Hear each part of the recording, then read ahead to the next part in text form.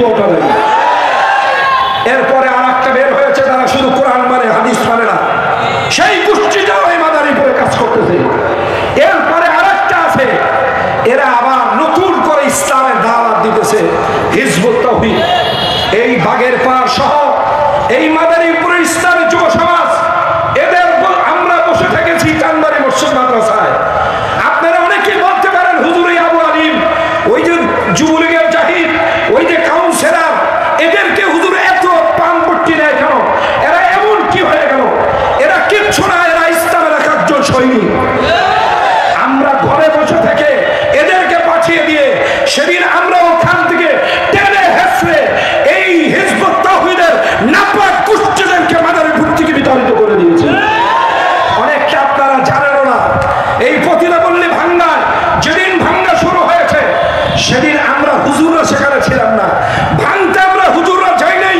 এই সাহসী যুবকেরাই মাদারীপুরের আবামন জনগণ, বিশেষভাবে পুরান বাজারের সমস্ত ব্যবসায়ী এবং কর্মচারী যারা ছিল, তারা যার হাতে যা ছিল তা নিয়েই ঝাঁপিয়ে পড়ে এই প্রতিটা পল্লী মুক্ত করে মাদারীপুরকে পবিত্র করেছে। এজন্যই আমি এই যুবকদেরকে অনেক কাছে ডাকি এবং তাদেরকে আমি অত্যন্ত মহব্বত করি। আমি অনেকের নাম জানি না, মনে রাখতে পারি না, কত মানুষের নাম আর মনে রাখা যায়। এজন্যই 2-4 জনের কথা আপনাদের সামনে বলি। ফলে এক্ষেত্রে বয়ান তো বড়রা করবেন যারা আসছেন। আমি মাওলানা আবু আলী হাসান ওসামাকে এইমাত্র বলে আসছি যে আপনি তো নবীন আলেম, তরুণ আলেম, আমি আশা রাখবো উম্মতের ঐক্যের দিকে লক্ষ্য করে কথা রাখবেন। আমার অনুরোধ, ফাটল সৃষ্টি করতে সময় লাগে না, ফাটল সৃষ্টি করা মুহূর্তের বিষয়। মনে করেন না এই জিকির নিয়ে মাসালা দিলেন, কে মিলাদ পড়লো এটা নিয়ে মাসালা দিলেন, এ নিয়ে ঝগড়া করবেন। ওই ইরাকের দিকে লক্ষ্য করুন, সেখানে আতাতাইরা যেভাবে ইসলামকে কাকের গোশত খাওয়া হালাল না হারাম এ নিয়ে যখন মৌলবীরা ঝগড়া করতেছিল, সেই সময় ওই দেশটাকে বিদুর্মীরা কবজায় নিয়ে প্রায় 1000 বছর তারা এখন শাসন করতেছে। সুতরাং আমরা সেদিকে পা বাড়াবো না। আমার অনুরোধ থাকবে মুসলমানকে ফরদের সাথে, মহব্বতের সাথে ঐক্যবদ্ধ রেখে এই জাতিকে সামনে অগ্রসর করে নিতে হবে। যে কথা আমার মন ভরে গেছে যে আজকে আমাদের আসিফ খান বলছেন যে আমাদের মাদারীপুর থেকে এই জন্য জাগরণ সৃষ্টি হয় ইসলামের। আমি কালকেও এক জায়গায় বলেছি যে যেমন আফগানিস্তানে ইসলামের জাগরণ শুরু হয়েছে কান্দাহার থেকে, সেখান থেকে যেমন কাবুলে ছড়িয়ে পড়েছে, আমাদের বাংলাদেশেও যেন মাদারীপুর থেকে ইসলামের আওয়াজ তুলে ঢাকার রাজধানী যখন ইসলামের পতাকা পথ করে চলে, এই কাজ করার জন্য কোন যুবক ভূমিকা নিতে হবে কাউকে না কাউকে, ভূমিকা নিতে হবে কাউকে না কাউকে। বসে থাকার সময় নেই, ঝগড়া করার সময় নেই, কাদা ছোড়াছুড়ি করার সময় নেই। উম্মত নামাজ পড়ে না, উম্মত রোজা রাখে না, উম্মত তেলাওয়াত করে না, কোরআনের সাথে স্পর্শ নেই। এই উম্মতকে তুমি কোন মাসালা বলে মুসলমান আমাদের ঝগড়া সৃষ্টি করবা, এর কোনো সুযোগ এখন আর নাই। সুতরাং আমার অনুরোধ থাকবে, আমি একটু আগেও বলেছি যে মানুষের ঐক্য, একটা ঘর করা বড় কঠিন, একটা ঐক্য সৃষ্টি করা কঠিন, এই ঐক্য ভেঙে দেওয়া বড় কঠিন কিছু না। ফলে এই জন্য আমি অনুরোধ রাখবো, সামান্য কিছু আপনার সন্দেহবশত হয়েও কেউ কারো উপরে কাদা ছোড়াছুড়ি করবো না। আমরা সুন্দরভাবে ঐক্যবদ্ধ হয়ে একজন থেকে যদি আর একজন কষ্টও পাই, এই মাদারীপুরে আমি শুধু যে আপনারা দেখেন যে আমি খুব ফুলের বাগান নিয়ে আসি এমন না, আমার অনেক আঘাত আমার শরীরে লাগে। এই মাওলানা জাহিদ সাহেব আমাদের ইমাম মুয়াজ্জিন সমাজ কল্যাণ পরিষদের জাহাদি সাহেব তিনি জানেন, মাওলানা জামাল সাহেব জানেন, আমাদের মাওলানা আশরাফ সাহেব জানেন, আমাদের সাথে জড়িত যারা তারা জানেন। আমি অনেক লাঠি গুঁতা সহ্য করেও, অনেক ত্যাগ তিতিক্ষা সহ্য করেও এই জবান আমি কারো বিরুদ্ধে খুলি না, যেন আমাদের ঐক্যতার জন্য নষ্ট না হয়। আমি ব্যক্তি আলী আহমদের কিছু ক্ষতি হয়ে গেলে কিছু যায় আসে না, আমার কোনো মাদ্রাসা ছুটে গেলে আমার কিছু যায় আসে না, আমার ইমামতি চলে গেলে, খতিবগিরি চলে গেলে কিচ্ছু আসে যায় না। কিন্তু এই উম্মত যদি ঝগড়া করে, তারা যদি পরস্পরের দিকে কাদা ছোড়াছুড়ি করে, তাহলে এর চেয়ে বড় বেদনাদায়ক আর কিচ্ছু হতে পারে না। সুতরাং এই আজকের মাহফিলে আমি বলবো, যুব সমাজ আপনারা মাহফিল করতেছেন, এই মাহফিলের উপরে আমার বিশ্বাস কোন ইসলামিক দল, কোন ব্যক্তির কোন আক্রোশ নাই। এটা আমার একেবারে অন্তরস্থলের বিশ্বাস ভুল বোঝাবুঝি হতে পারে, ভুল বোঝাবুঝি হবে, এটা আমরা আপোষে সমাধান করে নেব।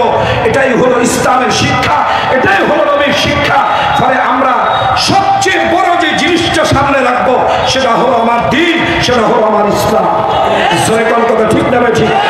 যদি এটা আমরা যতদিন পর্যন্ত জবান এবং অন্তরে লালন করতে পারবো, অন্তর এবং জবানে লালন করতে পারবো, সেদিনই আমরা সফলতা অর্জন করতে পারবো। আমার মাঝে মাঝে খুব কষ্ট হয় একটা কথা শুনে।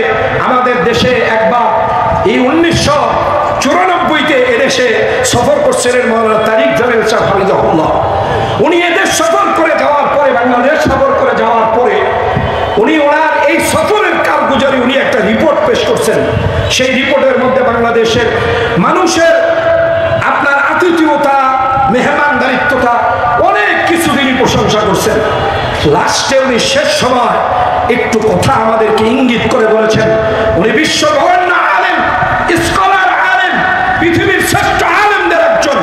তিনি বলেছেন, আমার মনে হয়েছে বাংলাদেশের মানুষ মুখ, জবান আর অন্তর তাদের এক না।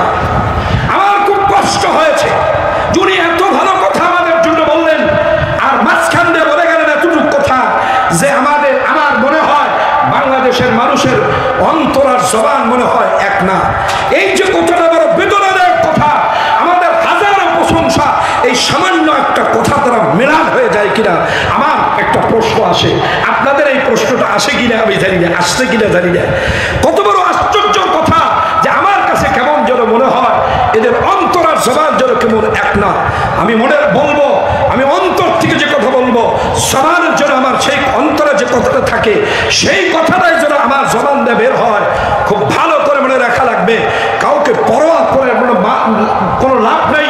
আমাদের একমাত্র শুধুমাত্র যিনি মালিক তিনি হলেন কি? আল্লাহ। যা বলবো স্পষ্ট বলবো, যা করবো স্পষ্ট করব, তবে মুরব্বীদের দিকে আদব রক্ষা করে করব। আমি এদিকে লক্ষ্য রাখবো যে আমি শুধু ফেসবুক চালাইতে পারি বলেই আমি কোনো বেটা হয়ে যাই নেই।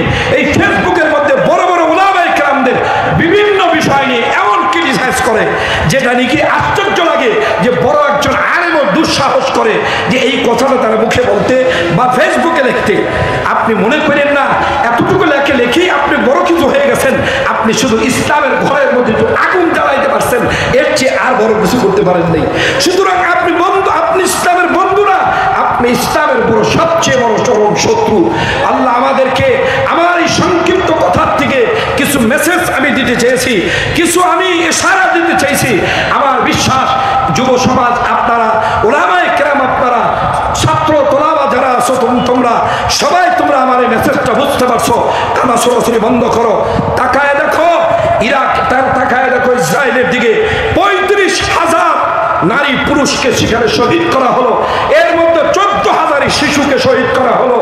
মাকে সেরের সামনে হত্যা করতেছে, মা একটা বাচ্চাকে নিয়ে যাইতেছে। কেন?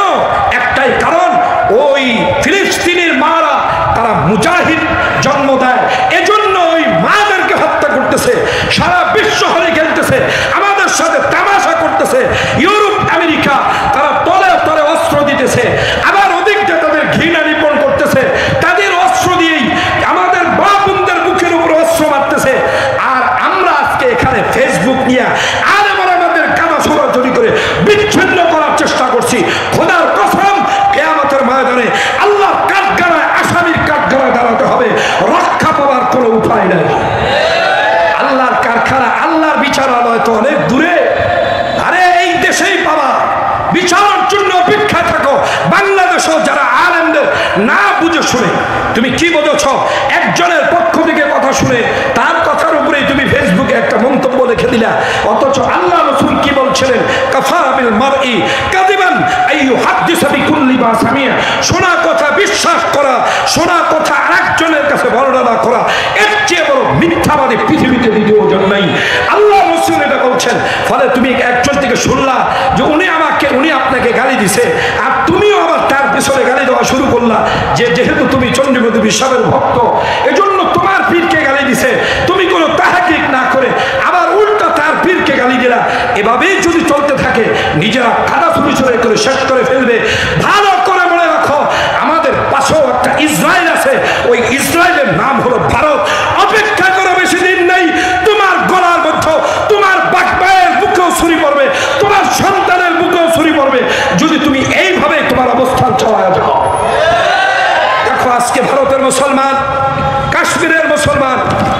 প্রকাশ্যে নামাজ পড়তে পারে না। কাশ্মীরের মুসলমান প্রকাশ্যে ঈদের নামাজ পড়তে পারে না। মুসলমান নামাজ পড়তে যায়, জুমার নামাজ রাস্তার থেকে পুলিশে লাথি মেরে মেরে উঠায় দেয়। ইউরোপ আমেরিকার দিকে তাকায় দেখো, সমস্ত স্কুল কলেজের ছাত্ররা বের হয়ে গেছে। তারা সেখানে এই জাহেলদের জালেমদের হত্যার প্রতিবাদে সেই জায়গায় আজকে সেখানে তাদেরকেও বহিষ্কার করা হচ্ছে, তাদেরকেও কঠিনভাবে জুলুম করা হচ্ছে, নির্যাতন করা হচ্ছে। এ থেকে যদি আমরা শিক্ষা গ্রহণ না করি তাহলে অচিরেই আমাদের পাশে যে আমাদের